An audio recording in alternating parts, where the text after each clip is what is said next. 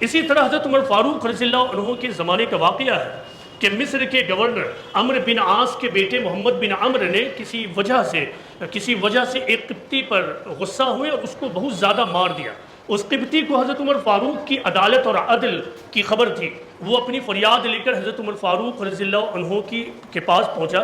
اس نے فریاد کیا اور کہا کہ میرے ساتھ ناانصافی ہو گئی، اے امیر المومنین، گورنر کے بیٹے محمد بن عمرو نے میرے اوپر کوڑے برسا ہے۔ حضرت عمر فاروق نے فوراً اپنے گورنر کو عمرو بن عاص کو بلایا اور ان کے بیٹے کو بلایا اور دریافت کیا کہ کیا یہ معاملہ درست ہے۔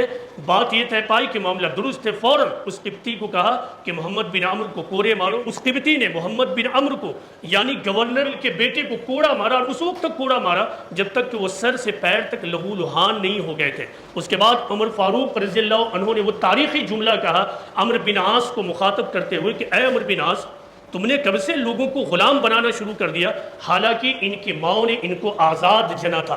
یہ ہے اسلام، کہ ایک طرف اسلام نے عدل اور انصاف کی تعلیم دی، تھیوری دی کہ اگر تم کامیابی چاہتے ہو، جنت میں اعلیٰ مقام چاہتے ہو، تو تمہیں سماج میں عدل کرنا ہوگا، یعنی جس کا جو حق ہے اس کو پورا تم ادا کرو۔ بات یہی نہیں چھوڑی اسلام نے، ان اللہ یأمر بالعدل والاحسان، اور حکم یہ ہوا کہ صرف عدل نہ کرو بلکہ احسان کا معاملہ کرو۔ احسان کا معاملہ یہ ہے کہ لین دین میں عالی ظرفی کا طریقہ اختیار کرو۔ اگر کسی کا حق تمہارے پاس 2 روپیہ ہے تو تم 2.25 روپیہ دے دو۔